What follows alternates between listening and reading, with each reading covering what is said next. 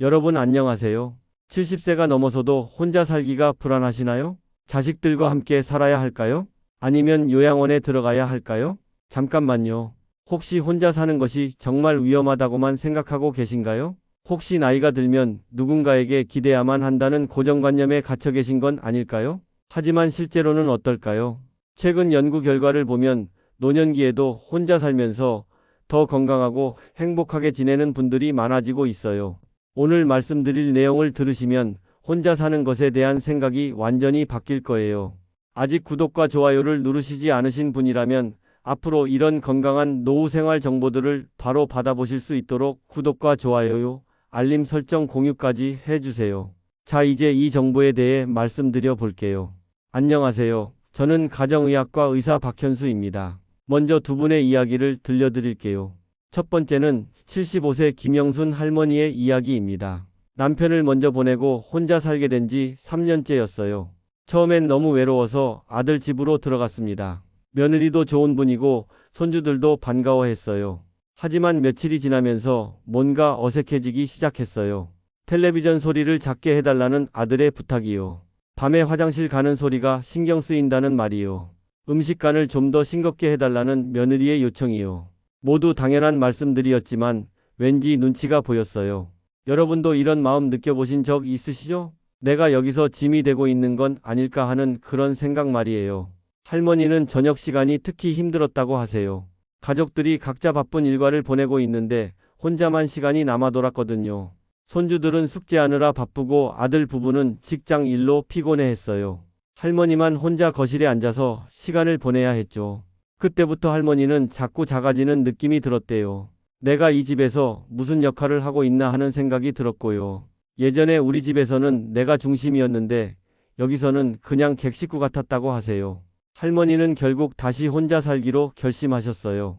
하지만 이번엔 달랐습니다. 집안 곳곳에 안전장치를 설치하셨어요. 화장실에 손잡이를 달고 미끄럼 방지 매트를 깔았습니다. 현관문에는 응급 상황을 알리는 벨을 설치했어요. 방 곳곳에는 밤에도 안전하게 다닐 수 있도록 작은 조명을 달았어요. 계단에는 미끄럼 방지 테이프를 붙이고 손잡이도 더 단단히 고정했죠. 부엌에서도 안전하게 요리할 수 있도록 가스레인지 옆에 타이머를 두었어요. 그리고 가장 중요한 건 이웃과의 관계였어요. 옆집 젊은 엄마가 아이를 맡아달라고 부탁했을 때 흔쾌히 도와드렸습니다. 학교에서 아이를 데려다주는 일주일에 3번이었어요. 그 작은 일이 할머니의 하루를 완전히 바꿔놓았습니다. 누군가가 나를 필요로 한다는 느낌이요. 내가 아직도 도움이 될 수 있다는 그 마음이요. 혼자 사는 집이지만 더 이상 외롭지 않았어요. 아이와 함께 집에 오는 길에 마트에도 들르고 공원에서 잠시 쉬기도 했어요. 그러면서 자연스럽게 동네 사람들과도 인사를 나누게 됐죠.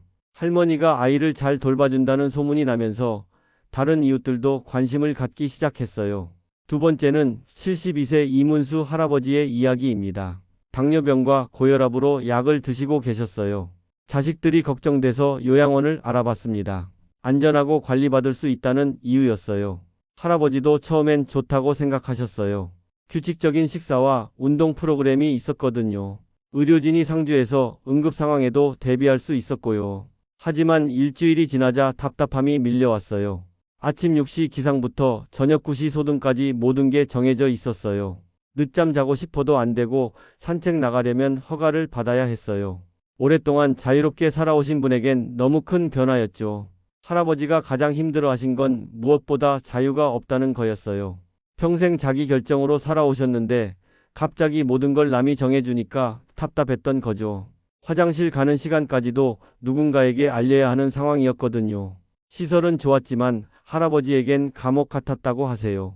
안전하고 편리하지만 내 집 내 방이 아닌 느낌이 계속 들었어요. 룸메이트 할아버지와도 생활 패턴이 달라서 서로 불편했고요. 할아버지는 한 달 만에 집으로 돌아오셨어요.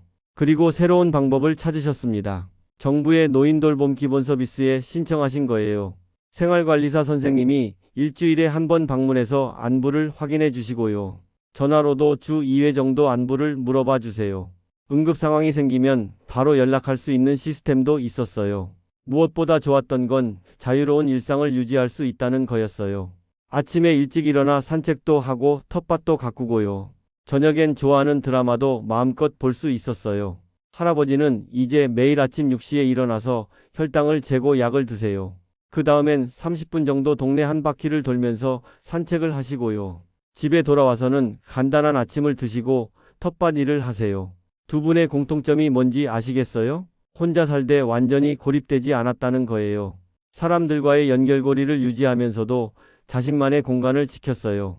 여러분이 살아온 시간이 얼마나 소중한지 아시죠? 그 경험과 지혜를 바탕으로 여러분만의 방식으로 살아갈 권리가 있어요. 혼자가 아니에요. 저도 그렇고 많은 분들이 같은 고민을 하고 있습니다. 이 작은 습관 하나가 인생을 바꾸기도 합니다. 두 분 모두 처음엔 두려웠지만 용기를 내어 새로운 방식을 시도해 보셨거든요. 그럼 왜 많은 분들이 나이가 들면 혼자 살면 안 된다고 생각하실까요? 몇 가지 이유가 있어요.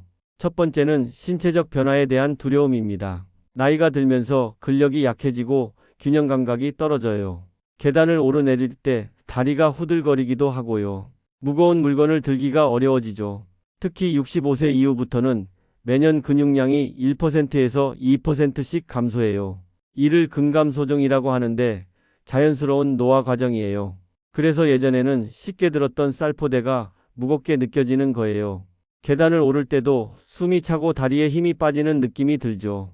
시력과 청력도 점점 나빠져요. 작은 글씨를 읽기가 어려워지고 밤에는 더 잘 안 보여요. 높은 소리나 낮은 소리를 잘 못 듣게 되기도 하고요. 이런 변화들이 일상생활을 불편하게 만들어요. 하지만 이런 변화는 자연스러운 노화 과정이에요. 완전히 막을 수는 없지만 충분히 관리할 수 있습니다. 정기적인 운동으로 근력을 유지하고요. 집안 환경을 안전하게 바꾸면 충분히 극복 가능해요. 두 번째는 응급 상황에 대한 불안감이에요. 갑자기 쓰러지면 어떻게 할까요? 밤에 아프면 누가 도와줄까요? 이런 걱정들이 머릿속을 맴돌죠. 실제로 독거노인의 고독사가 뉴스에 나올 때마다 더 불안해지세요. 우리나라에서 독거노인 고독사는 연간 약 1,000건 정도 발생해요. 하지만 전체 독거노인 132만 명 중에서는 매우 적은 비율이에요. 대부분의 독거노인분들은 건강하게 잘 살고 계세요. 하지만 요즘은 응급 상황을 대비하는 방법들이 많아졌어요. 응급벨 시스템도 있고 스마트폰으로 바로 신고할 수도 있어요. 정부에서 운영하는 독거노인 안전확인 서비스도 있고요. 생활관리사가 정기적으로 안부를 확인해주는 시스템도 있어요. 세 번째는 외로움과 우울감이에요. 하루 종일 말할 사람이 없으면 정말 외로워요. 특히 배우자를 먼저 보낸 분들은 더욱 그러시죠. 혼잣말이 늘어나고 기분이 우울해지기도 해요. 외로움은 단순히 기분만의 문제가 아니에요. 연구에 따르면 사회적 고립은 흡연만큼이나 건강에 해로워요. 면역력이 떨어지고 염증이 증가하기도 하고요. 우울증이나 치매 위험도 높아질 수 있어요. 하지만 혼자 산다고 해서 고립될 필요는 없어요. 이웃과의 관계를 만들어가고요. 지역사회 프로그램에 참여하실 수도 있어요. 요즘은 노인복지관에서 다양한 활동을 제공하고 있거든요. 온라인으로도 사람들과 만날 수 있어요. 화상통화로 자녀들과 얼굴 보며 대화하실 수 있고요. 같은 취미를 가진 사람들과 온라인 모임도 할 수 있어요.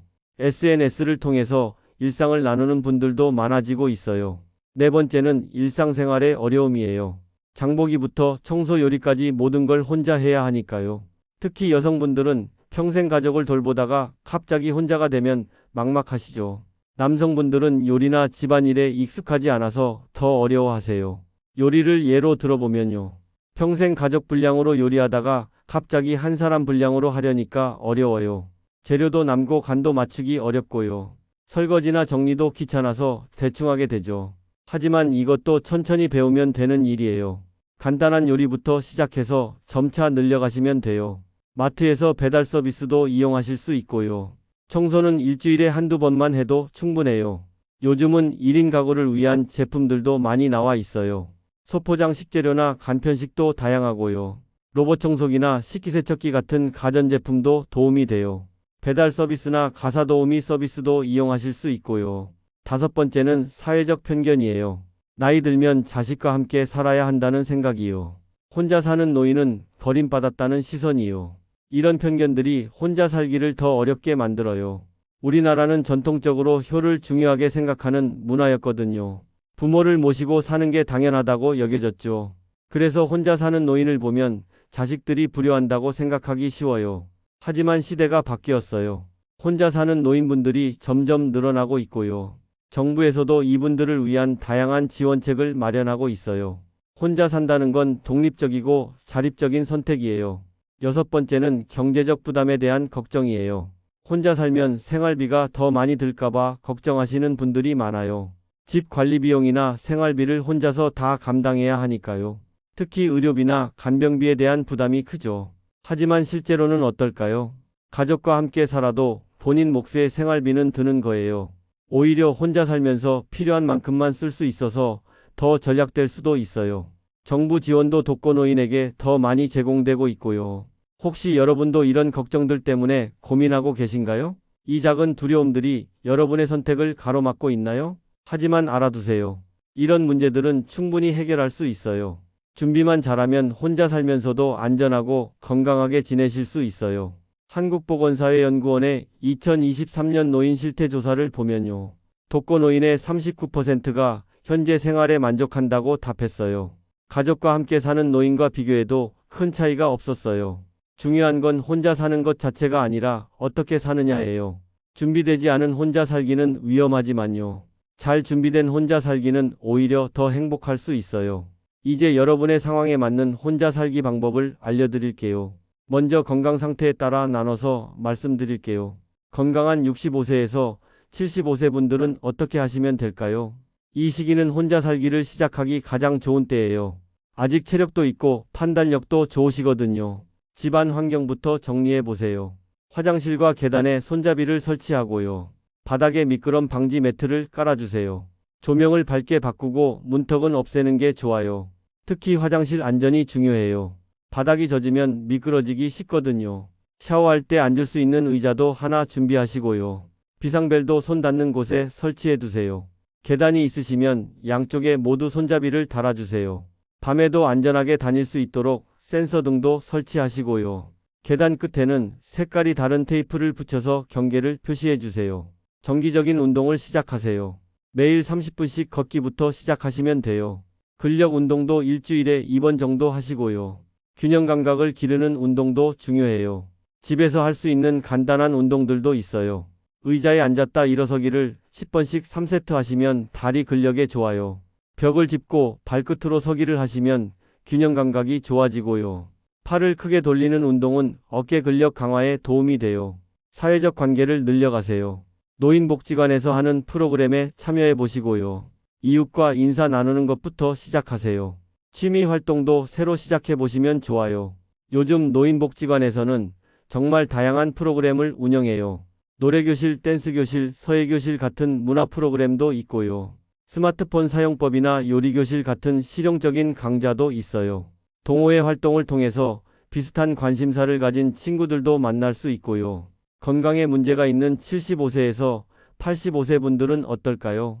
당뇨병이나 고혈압 같은 만성질환이 있으시죠? 무릎이나 허리가 아프신 분들도 많으세요. 이런 분들은 좀 더 신중하게 준비하셔야 해요. 먼저 주치의와 상담해 보세요. 혼자 살기에 큰 문제가 없는지 확인하시고요. 응급 상황에 어떻게 대처할지 미리 계획을 세우세요. 만성질환 관리가 특히 중요해요. 혈압약은 매일 같은 시간에 드시고요. 혈압 수치도 정기적으로 재어서 기록해 두세요. 당뇨병이 있으시면 혈당 관리도 철저히 하셔야 하고요. 약 관리가 특히 중요해요. 복용 중인 약들을 정리해서 써놓으시고요. 약통에 요일별로 나눠서 넣어두세요. 복용 시간을 알려주는 알람도 설정하시고요. 일주일치 약을 미리 준비할 수 있는 약통도 있어요. 아침, 점심, 저녁 자기 전으로 나누어진 칸이 있어서 편리해요. 약을 깜빡하고 안 드실 염려도 줄일 수 있고요. 가족들이 확인하기에도 좋아요. 정부 지원 서비스를 적극 활용하세요. 노인돌봄 기본 서비스에 신청하시면요. 생활관리사가 정기적으로 안부를 확인해줘요. 응급 상황 시 연락할 수 있는 시스템도 있어요. 이 서비스는 기초연금을 받으시는 독거노인이면 누구나 신청할 수 있어요. 생활관리사가 일주일에 한 번 집에 방문해서 안부를 확인하고요. 전화로도 주 2회 정도 연락을 드려요. 응급 상황이 생기면 24시간 연락할 수 있는 번호도 알려드려요. 집안 환경도 더욱 세심하게 신경 써야 해요. 곳곳에 손잡이를 더 많이 설치하시고요. 바닥에 카펫이나 매트는 고정시켜서 걸려 넘어지지 않도록 하세요. 자주 사용하는 물건들은 손 닿기 쉬운 곳에 배치하시고요. 85세 이상 고령이신 분들은 어떨까요? 이 시기엔 더욱 세심한 준비가 필요해요. 혼자 살기가 어려울 수도 있지만 불가능하지는 않아요. 일단 치매나 인지 장애가 없어야 해요. 기본적인 판단력과 기억력은 유지되고 있어야 하거든요.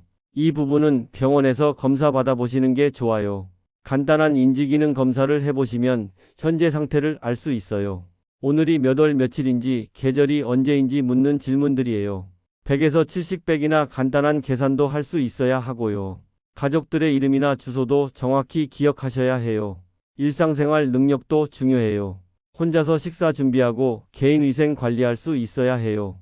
간단한 집안일도 할 수 있어야 하고요. 전화 사용이나 응급상황 대처도 가능해야 해요. 목욕이나 세수 양치질 같은 개인위생 관리가 가능한지 확인해 보세요. 간단한 요리도 할 수 있는지 살펴보시고요. 계단 오르내리기나 혼자 걷기도 문제 없어야 해요. 약을 제 시간에 복용할 수 있는지도 중요한 체크 포인트예요. 이런 조건이 되신다면 혼자 살기가 가능해요. 다만 더 많은 지원이 필요하겠죠. 노인돌봄 종합 서비스를 받으시는 것도 좋아요. 요양보호사가 정기적으로 방문해서 도와드려요. 경제적 상황에 따라서도 달라져요. 기초생활수급자이신 분들은 정부 지원을 받으실 수 있어요. 노인돌봄 기본 서비스는 무료로 제공돼요. 응급벨 설치나 도시락 배달 서비스도 있고요. 의료비 지원도 받으실 수 있어요. 기초연금을 받으시는 분들도 다양한 혜택이 있어요. 무료 건강검진이나 독감 예방접종도 받을 수 있고요. 지역에 따라서는 목욕 서비스나 임의용 서비스도 제공해요. 문화 프로그램 참여비도 할인받을 수 있는 경우가 많아요. 중산층이신 분들은 선택의 폭이 더 넓어요. 민간 간병 서비스를 이용하실 수도 있고요. 홈케어 서비스나 가사도우미도 쓰실 수 있어요. 실버타운이나 시니어 하우징도 고려해 볼 만해요. 가족 관계도 중요한 요소예요. 자녀들이 가까이 살고 있다면 더 안심이 되죠. 정기적으로 안부를 확인해 줄 수 있고요. 응급 상황 시 빨리 달려올 수도 있어요. 하지만 너무 자주 간섭받는 건 부담스러울 수 있어요. 자녀들과는 적당한 거리를 유지하는 게 좋아요. 일주일에 한두 번 정도 안부 확인하시면 충분하고요. 명절이나 생일 같은 특별한 날에 만나시면 돼요. 평상시에는 서로의 생활을 존중해 주는 게 중요해요. 자녀들이 멀리 살고 있어도 괜찮아요. 요즘은 영상통화로도 얼굴 보며 대화할 수 있거든요. 일주일에 한두 번 정도 안부 확인하시면 충분해요. 중요한 건 서로의 독립성을 존중하는 거예요. 형제자매나 친구들과의 관계도 소중해요. 비슷한 연령대라서 서로의 마음을 잘 이해하시거든요. 정기적으로 만나서 수다 떨고 밥도 같이 드시고요. 이런 관계들이 외로움을 많이 덜어줘요. 여러분의 상황에 맞는 방법을 찾는 것이 가장 중요합니다. 무리해서 혼자 살 필요도 없고요. 남의 시선 때문에 포기할 필요도 없어요. 여러분이 가장 편안하고 행복한 방식을 선택하시면 돼요. 이제 구체적으로 어떻게 실천하실지 단계별로 알려드릴게요. 아침 일과부터 시작해 볼까요? 아침에 일어나면 가장 먼저 안전 확인을 하세요. 몸에 이상은 없는지 간단히 체크해 보시고요. 혈압약이나 당뇨약 같은 필수 약물을 복용하세요. 물을 한 컵 마시는 것도 좋은 습관이에요. 일어나자마자 갑자기 움직이지 마시고 침대에서 잠시 앉아 계세요. 어지럼증이 있는지 확인하시고 천천히 일어나세요. 화장실에 갈 때도 서두르지 마시고 조심스럽게 가세요. 밤사이 몸이 굳었을 수 있으니까 가벼운 스트레칭도 해보세요. 아침에 혈압을 재는 습관을 들이세요. 매일 같은 시간에 재어서 수첩에 기록해 두시고요. 혈압이 평소보다 많이 높거나 낮으면 주의하셔야 해요. 당뇨병이 있으시면 혈당도 함께 체크하세요. 아침 식사는 간단하게 준비하세요. 미리 만들어둔 밑반찬을 활용하시면 편해요. 계란 하나 정도는 꼭 드시고요. 과일이나 요구르트도 함께 챙겨 드세요. 계란은 영양이 풍부해서 노인분들에게 특히 좋아요. 단백질이 많아서 근육 유지에 도움이 되고요. 삶은 계란이나 계란찜으로 드시면 소화도 잘 돼요. 빵에 계란을 올려서 간단한 샌드위치로 드셔도 좋고요. 아침 산책을 나가보세요. 30분 정도면 충분해요. 이웃들과 인사도 나누고요. 신선한 공기를 마시면서 하루를 시작하세요. 산책할 때는 편한 신발을 신으시고요. 모자나 선글라스도 챙기세요. 혹시 몸에 이상이 생길 경우를 대비해서 핸드폰도 꼭 들고 나가시고요. 날씨가 나쁠 때는 무리하지 마시고 집에서 운동하세요. 점심시간에는 어떻게 하시면 될까요? 점심 식사 전에 간단한 집안일을 하세요. 빨래를 돌리거나 설거지를 하시고요.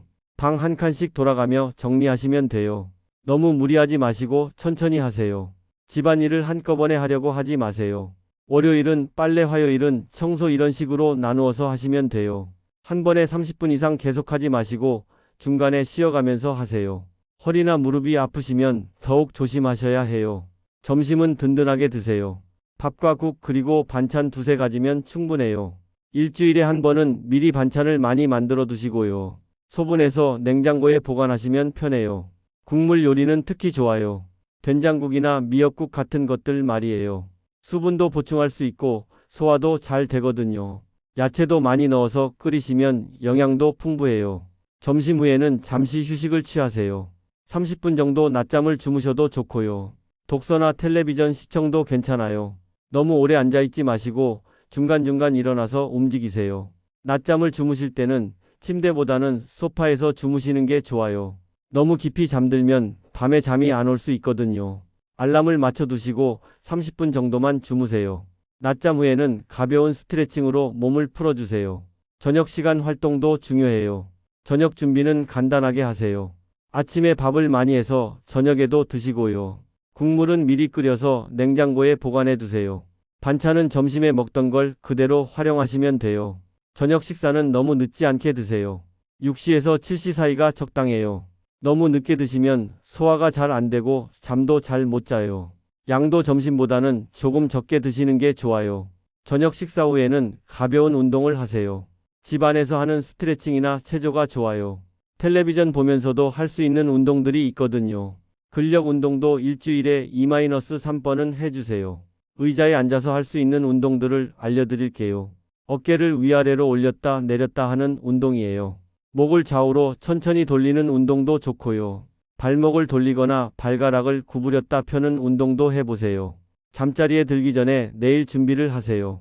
복용할 약을 미리 준비해 두시고요. 내일 할 일을 간단히 메모해 두세요.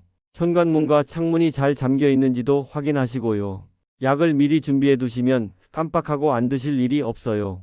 내일 아침에 드실 약과 점심, 저녁 약을 각각 나누어서 준비하세요. 물컵도 미리 침실 옆에 준비해 두시면 밤에 목이 마를 때 편해요. 주중과 주말 활동을 나누어 계획해 보세요. 주중에는 규칙적인 생활을 유지하세요. 같은 시간에 일어나고 같은 시간에 주무시고요. 식사 시간도 규칙적으로 지키는 게 좋아요. 약 복용 시간도 매일 일정하게 맞춰주세요. 규칙적인 생활이 건강에 가장 좋아요. 우리 몸의 생체 리듬이 안정되거든요. 혈압이나 혈당도 더 안정적으로 유지될 수 있고요. 잠도 더 깊이 잘 수 있어요. 집안일도 요일별로 나누어서 하세요.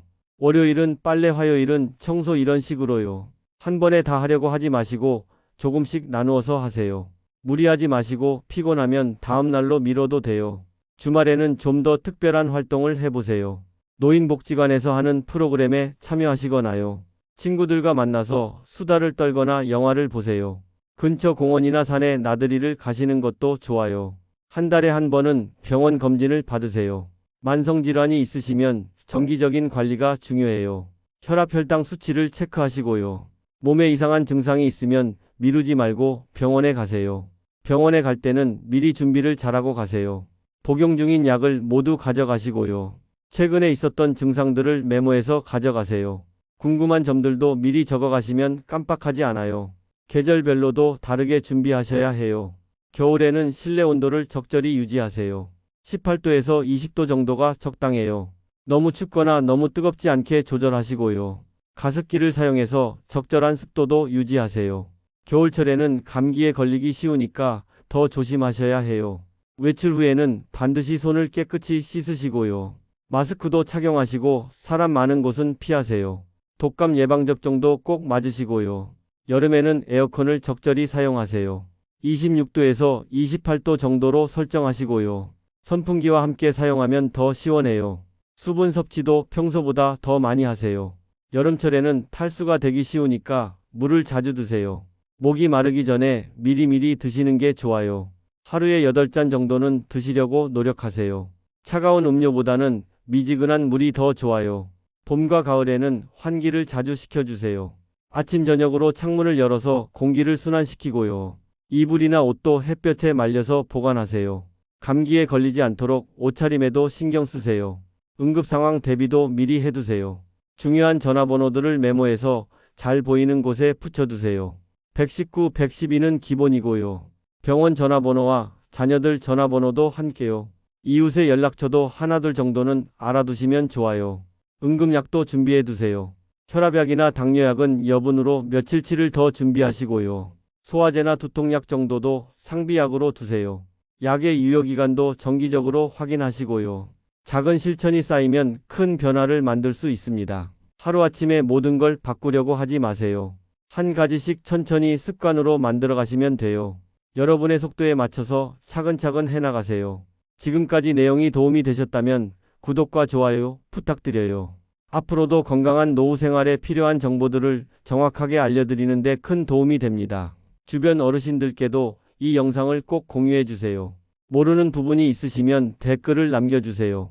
제가 아는 부분에서 최대한 도와드릴게요. 오늘도 건강하고 따뜻한 하루 보내세요. 감사합니다.